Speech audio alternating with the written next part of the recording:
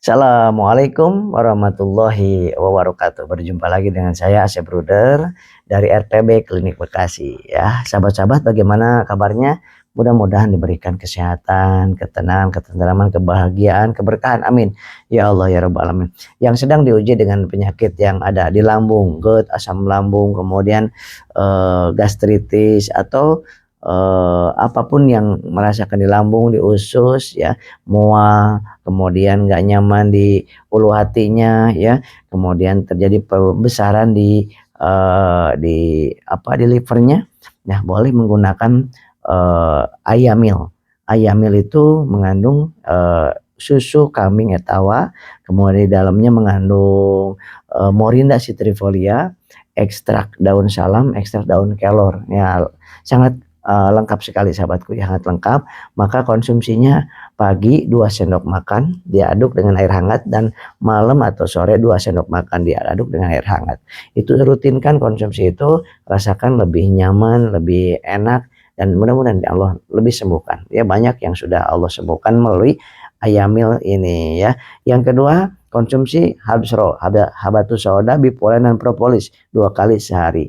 Kemudian atau yang merasakan susah tidur, pikiran kemana-mana, pusing, keliengan, gak nyaman, migrain ya, pakainya ini Dalgesic Gel. Nah, ini Dalgesic Gel ini mengandung magnesium klorida, magnesium klorida, virgin coconut oil, kemudian mengandung zaitun, dan mengandung peppermint.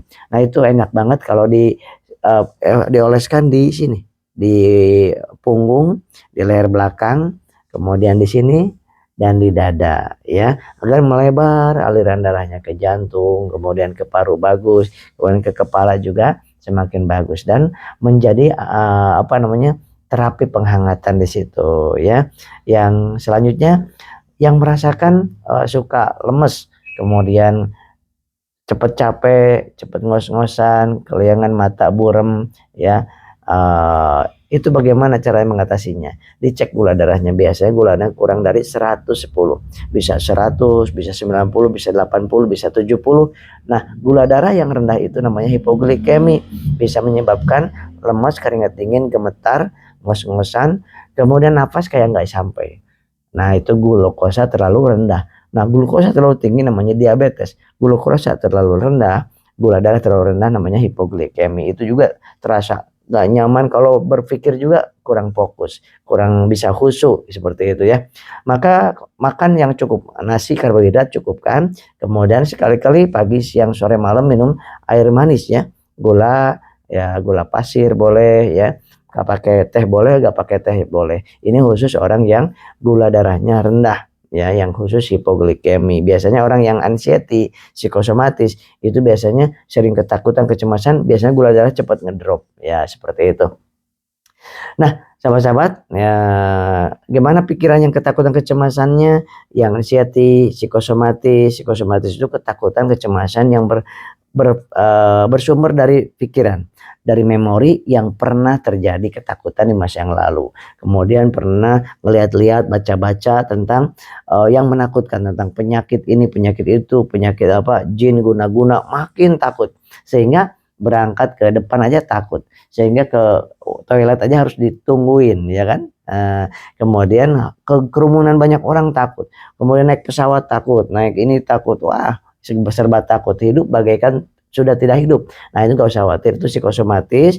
Ini gak bahaya, tidak bahaya sama sekali kalau gula darah dicukupkan, air putih dicukupkan, gerak dicukupkan ya, ketakutannya gak masalah ya. Dekatkan diri sama Allah, kemudian baca astagfirullahaladzim yang banyak, sholawat yang banyak, la ilaha illallah yang banyak, senyum cukupkan. Kemudian bertemu dengan orang yang semangat, yang optimis, lihat video-video yang optimis, semangat, kemudian baca hal-hal yang optimis, semangat. Kemudian ceramah-ceramah yang buat kita optimis, yakin kepada Allah, banyakin zikir, banyakin sholawat, sholat taubat setiap hari 2 rakaat minimal. Masya Allah ya. Mudah-mudahan kita diberikan setiap penyakit yang Allah berikan kepada kita pasti ada tujuannya, yaitu meningkatkan derajat kita, menghapus dosa-dosa kita, dan menambah amal-amal atau pahala-pahala kita.